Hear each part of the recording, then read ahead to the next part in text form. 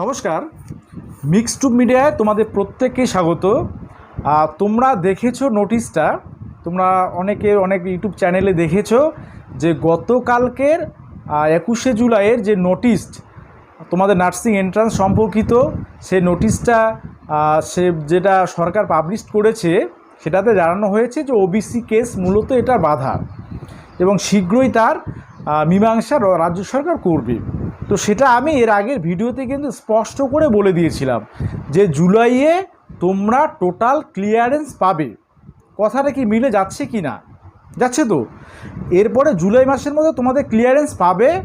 এবার তোমাদের আমি সম্ভাব্য পরীক্ষার ডেটটা বলবো যদি পরীক্ষা হয়। দেখো, সরকার কিন্তু এখনও ওখানে কিছু বলে নাই। তোমরা যে সরকারি নির্দেশনাটা তোমরা দেখেছো বা ইউটিউবগুলোতে দেখেছো, সেখানে কি বলা আছে পরীক্ষার ফর্ম ফিল আপের ডেট বা পরীক্ষার এমন কিছু বলা আছে? কিছু কিন্তু নেই।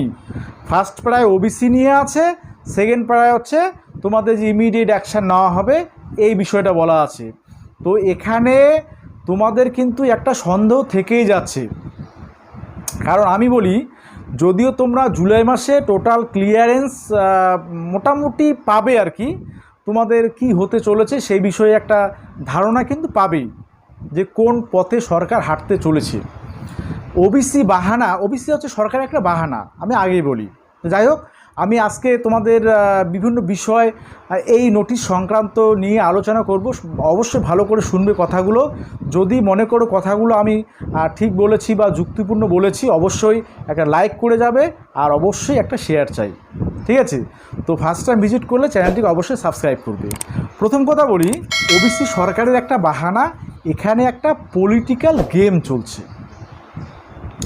ওবিসি কেসটা সমাধান হতে অনেক দিন কিন্তু সময় লাগবে, মানে অনেক দিন বলে মিনিমাম 3টা হিয়ারিংয়ে দরকার আছে। এর আগের ভিডিওতে বলেছি। তাহলে 3টে হিয়ারিং হলে সুপ্রিম কোর্টে কিন্তু সারা দেশের অনেক কেস পড়ে।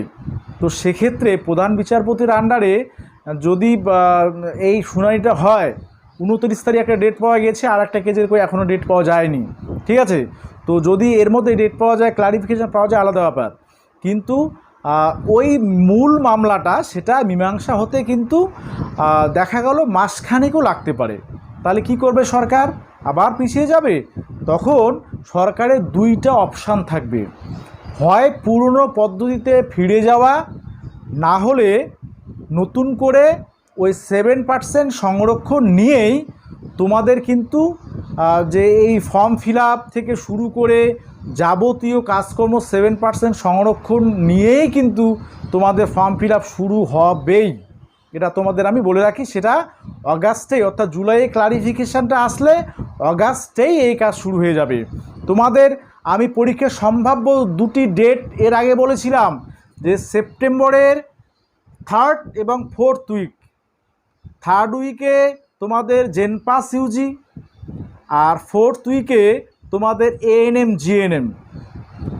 এই দুটো ডেটে তোমাদের যে এক্সাম, রিটেন এক্সাম, সেটা কিন্তু হওয়ার সম্ভাবনা সবথেকে প্রবল।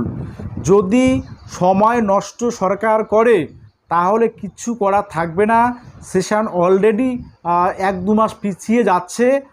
তখন কি করবে? পুরনো যে পদ্ধতি, সেই পদ্ধতিটা অবলম্বন করতে হবে। সেখানেও অনেক ঝামেলা আছে, অর্থাৎ এসএসসি নাম্বার বেসিসে যদি করে। তো এবার এখানে পলিটিক্যাল গেমটা কিসের?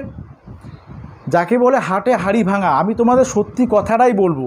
দেখো, 66টা জনজাতি 2000 আগে যারা ওবিসির আওতায় ছিল, তার মধ্যে 54টা হিন্দু সম্প্রদায়ভুক্ত আর 12টা হচ্ছে মুসলিম সম্প্রদায়ভুক্ত। এবার তোমরা এখান থেকেই বুঝে নাও যে পলিটিক্যাল গেমটা কোথায়। ওবিসি কেস সমাধান না হওয়া পর্যন্ত কেন সরকার নিয়োগ করতে চাচ্ছে না, বা স্টাফ নার্স বলো, নার্সিং এন্ট্রান্স বলো, জয়েন্টের কাউন্সিলিং বলো, কেন এগুলো করতে চাচ্ছে না? অথচ হাইকোর্টের স্পষ্ট ডিরেকশন রয়েছে যে 7% সংরক্ষণ নিয়ে সমস্ত কিছু কাজ করা যাবে, কোনো বাধা নেই। 2000 আগের ওবিসি নিয়ে কোনো সমস্যা নেই। রাজ্য সরকার সেটা করছে না। Vote bank. আসলে আমরা সাধারণ পাবলিক, শিক্ষিত জনগণ, আমরা হচ্ছি ভোট ব্যাংক। সে যে সম্প্রদায়ই তোমরা হও না কেন, আমি কোনো নির্দিষ্ট সম্প্রদায়ের কথা বলবো না, আমরা সকলেই হচ্ছে রাজনৈতিক যারা ব্যক্তিত্ব তাদের কাছে ভোট ব্যাংক আমরা শুধু। হ্যাঁ, ভোটের আগে আমাদের দেখা দেবে, ভোটের পরে তারা ডুমুরের ফুল হয়ে যায়, এটা সবাই জানে। শুধুমাত্র ওয়েস্ট বেঙ্গলের ক্ষেত্রে না, প্রত্যেকটা স্টেট, প্রত্যেকটা গভর্নমেন্টের ক্ষেত্রে কিন্তু এই অবস্থা দাঁড়ায়। সবাই একটা নির্দিষ্ট পলিটিক্যাল গেমে, মানে পলিটিক্যাল যে টেকনিক, হ্যাঁ, সেই কূটনীতিতে চলে সে তারা হচ্ছে, ঠিক আছে। তো যাই হোক, এই পলিটিক্যাল গেমের জন্য আমাদের পশ্চিমবঙ্গের এতগুলো ছেলেমেয়ের ভবিষ্যৎ কিন্তু অন্ধকারের দিকে যাচ্ছে। তোমরা বিরক্ত হয়ে যাচ্ছ, আমরা পর্যন্ত বিরক্ত হয়ে যাচ্ছি। কিচ্ছু নিয়োগ নেই, কোনো যে নার্সিং এন্ট্রান্সে কোনো নামগন্ধ নেই। যদিও গতকালকে একটা নোটিশ পাবলিশ করেছে, কিচ্ছু নেই সেখানে। ওই ওবিসি, যেটা আমরা সকলেই জানি, কি দিয়েছে ডিরেকশান, যে দিয়েছে যে আগস্টে আমরা শুরু করছি, এরকম কথা বলেছে কোথাও, যে আমরা ইমিডিয়েট শুরু করছি। আরে ইমিডিয়েট সেটা যে তোমরা ওয়েস্ট বেঙ্গল জয়েন্ট এন্ট্রান্স বোর্ডের অফিসিয়াল ওয়েবসাইটে যদি যাও, সেখানেও লেখা আছে ফর্ম ফিল আপের ডেট, হ্যাঁ, সেটাখানে লেখা আছে অ্যানাউন্সড কি সুন, এরকম একটা ওয়ার্ড আছে, দেখবি। তো মানে এমন পরিস্থিতির সৃষ্টি করছে যে এই আসছে কিন্তু আর আসতেছে না। মানে পশ্চিমবঙ্গের বর্তমান যে শিক্ষিত ছেলেমেয়েদের অবস্থা খুবই করুণ অবস্থা। আমরা জানি না কোন জন্মে পাপ করেছি, তার ফল ভোগটা এই জন্মে আমাদের করতে হচ্ছে, ঠিক আছে। সেটা হয়তো মনে হচ্ছে আমরাই পাপ করছি, কিন্তু যাই হোক, এইসব পলিটিক্যাল গেম। তবে তোমাদের আমি এটুকু আশ্বস্ত করব যে তোমাদের জুলাইয়ের মধ্যে ক্লারিফিকেশান তোমরা ডিটেলস পাবে, ঠিক আছে। ক্লারিফিকেশান বুঝতে পারবে যে সরকার কোন পথে হাঁটবে, ঠিক আছে। আর অগাস্টে তোমাদের বিষয়টা শুরু হবে। যদি এক্সাম হয় তাহলে সেপ্টেম্বরের ওই লাস্ট উইক ধরে নাও, ঠিক আছে, সেই অনুযায়ী প্রিপারেশান হবে। আর যদি পরীক্ষা না নেয় তাহলে তোমাদের আগের পদ্ধতিতে, অর্থাৎ এইচএসের মার্কস বেসিসে তোমাদের কিন্তু অ্যাডমিশনগুলো হবে, সে জেনপাসই হোক বা তোমাদের এএনএম জিএনএমে হোক, ঠিক আছে। তাই এই বিষয়ে একটু হলো ধৈর্যটা ধরো। আমরাও অধৈর্য হয়ে যাচ্ছি, আপডেট দিতেই খারাপ লাগছে।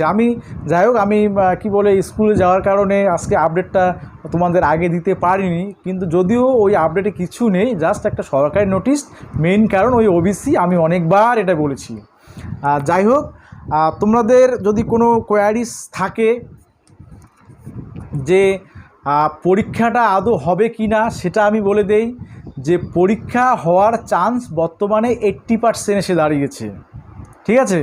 কারণ সরকার তো ওবিসিটার উপর নির্ভর করছে, স্পষ্ট বোঝা যাচ্ছে। তো ওবিসিটা রায় যদি বের হতে হতে দেখা গেল 1 মাস চলে যায়, মিনিমাম 2 বা 3টে হিয়ারিং দরকার আছে, না হলে কিন্তু রায় দেবে না সুপ্রিম কোর্ট। এটা কারণ এই সুপ্রিম কোর্টের এই রায়, হ্যাঁ, সারা ভারতবর্ষে একটা নজির সৃষ্টি করতে পারে। সেজন্য সুপ্রিম কোর্ট ভেবেচিন্তে রায়টা কিন্তু দেবে তো ওবিসি বিষয়ে।